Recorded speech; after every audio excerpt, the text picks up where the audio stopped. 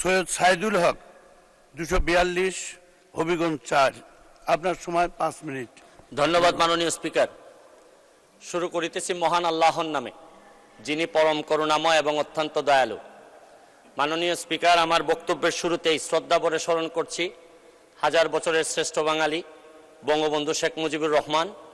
আমি শ্রদ্ধা ভরে স্মরণ করছি জাতীয় চার নেতা এবং আমাদের মহান মুক্তিযুদ্ধে যারা শহীদ হয়েছিলেন তাদেরকে স্মরণ করার মধ্য দিয়ে আমি আমার বক্তব্য শুরু করছি। মাননীয় স্পিকার, আমরা মহান সংসদের কথা বলি। মহান সংসদে সব সময় মহান কাজ হয় না। মাননীয় স্পিকার, আমি মহান সংসদে এসে প্রথমেই আমার যে জিনিসটা নিয়ে খুব কষ্ট হয়েছিল মাননীয় স্পিকার, এই সংসদেই এই জায়গাতে বসেই ইনডেমনিটি অর্ডিন্যান্স করা হয়েছিল আমাদের জাতির জনক বঙ্গবন্ধু শেখ মুজিবুর রহমানের এই হত্যার বিচারের প্রক্রিয়া বন্ধ করার জন্য। এই সংসদেই বসে, এই মহান সংসদকে কলঙ্কিত করেছিলেন এইখানেই বসে সংসদ সদস্যবৃন্দ। আমি একটা জিনিস পরিষ্কার করতে চাই মাননীয় স্পিকার, আমরা যারা স্বতন্ত্র নির্বাচিত হয়েছি আমাদেরকে অনেকেই জিজ্ঞেস করেন যে আমাদের অবস্থানটা কি। আমি এই মহান সংসদে পরিষ্কার করতে চাই মাননীয় স্পিকার যে আমরা হচ্ছে গিয়ে বিরোধিতা করব সরকারের। আমি ব্যক্তিগতভাবে বলতে পারি বিরোধিতা হবে সরকারের, কিন্তু একটা বিষয়ে আমরা একও অভিন্ন, মুক্তিযুদ্ধের সপক্ষ এবং বঙ্গবন্ধু শেখ মুজিবুর রহমানের ব্যাপারে আমরা একও অভিন্ন। এই ব্যাপারে আমাদেরকে আলাদা করে দেখার কোনো সুযোগ নাই মাননীয় স্পিকার, আমি প্রথমে আমার এলাকা দিয়ে শুরু করতে চাই মাননীয় স্পিকার, হবিগঞ্জের চুনারুঘাট মাধবপুর।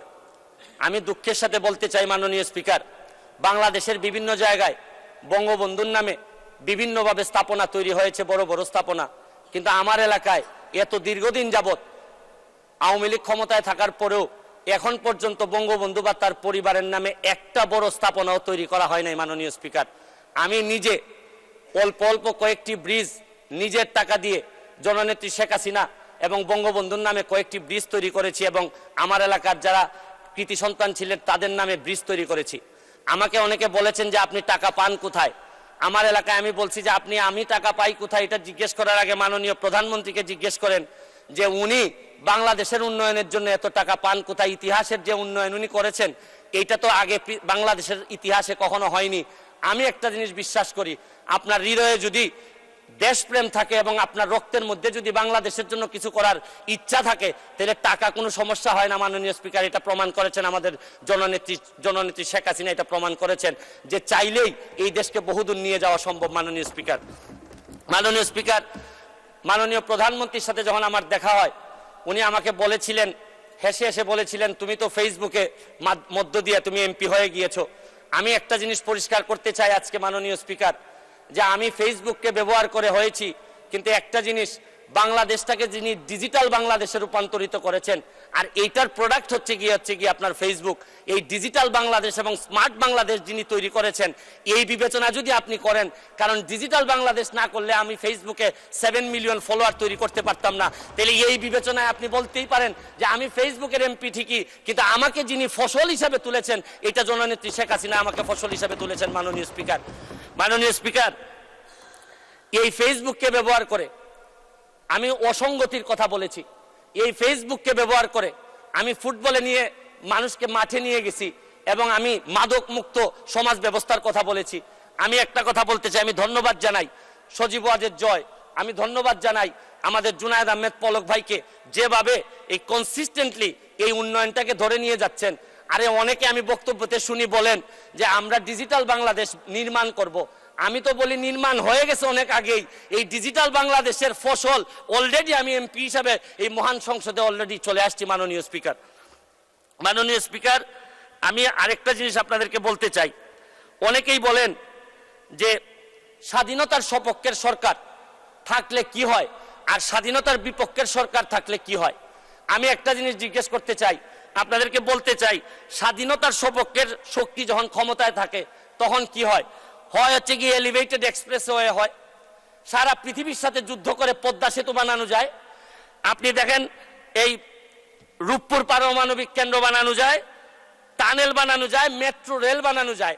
আমি এয়ারপোর্টে এবং ধন্যবাদ জানাই মাননীয় প্রধানমন্ত্রীকে, ফুটবল খেলায় যখন ফরিদপুরে যেতাম, মাদারীপুরে যেতাম, আমার সারা দিন কেটে যেত। কিন্তু এই ব্রিজ হওয়ার পর আমাদের সিলেটের বেশিরভাগ মানুষ দক্ষিণবঙ্গে যাই নাই। মাননীয় স্পিকার, আর 2 মিনিট সময় দেন। মাননীয় স্পিকার, আমি এইটা এলিভেটেড এক্সপ্রেসওয়ে উঠলে এয়ারপোর্টে যাইতে আমার বিশ্বাস যে সবচেয়ে অপছন্দ যারা করে এই সরকারকে, তাও এলিভেটেড এক্সপ্রেসওয়ে মুখ লুকিয়ে লুকিয়ে কোনো রকম চলে যায় এয়ারপোর্টে, মনে করে যে এই জিনিস হওয়ার পর তো আর অন্তত এই প্রতিবাদ বা সমালোচনা করা সাজে না এদের। আমি আরেকটা জিনিস বলি, মুক্তিযুদ্ধের বিপক্ষের সরকার থাকলে কি হয়? বোমাবাজি হয়, 21-এ গ্রেনেড হামলা হয়। আমি আরেকটা জিনিস আপনাদেরকে বলতে চাই মাননীয় স্পিকার, আমি আন্তর্জাতিক অপরাধ ট্রাইব্যুনালের সর্বকনিষ্ঠ প্রসিকিউটর হিসাবে আমি আগেই যখন আমাকে সিট বরাদ্দ দেওয়া হয়, আমি আগেই জিজ্ঞেস করে নিছি যে আমার সিটে কি যাদের বিচারের সাথে আমি ছিলাম, এই যে আন্তর্জাতিক অপরাধ ট্রাইব্যুনালে যাদের বিচারের সাথে ছিলাম, এই সিটগুলা কি তাদের ছিল কিনা। আমি নিশ্চিত হয়েছি যে এই সিটগুলাতে ওনারা ছিলেন না। কারণ আমি বিশ্বাস করি আন্তর্জাতিক অপরাধ ট্রাইব্যুনালের প্রসিকিউটর হিসাবে আমি কোনো যুদ্ধাপরাধীদের সিটে বসতে পারি না মাননীয় স্পিকার। আমি আরেকটা জিনিস, আপনি হয়তো আর সময় নাই মাননীয় স্পিকার, আমি আরেকটা জিনিস বলতে চাই মাননীয় স্পিকার, এত সফলতার মধ্যেও আমাদের কিছু সমস্যা আছে মাননীয় স্পিকার। দ্রব্যমূল্যের অবস্থা খুবই খারাপ মাননীয় স্পিকার। আমাদের ব্যাংকগুলোর অবস্থা খারাপ মাননীয় স্পিকার। আমরা টাকা পাচার কোনোভাবে রোধ করতে পারতেছি না মাননীয় স্পিকার। আমি আজকের প্রথম দিনে আপনাদেরকে বিরক্ত করতে চাই না, এইসব নিয়ে আমি ভবিষ্যতে কথা বলবো।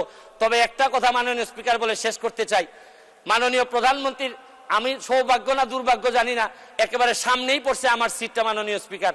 উনি সব আমারে দেখতে পান, আমরা তো নড়াচড়ার কোনো সুযোগ নাই, সব বিরোধী দল এবং স্বতন্ত্র উনার চোখের সামনে পড়ে গেছে।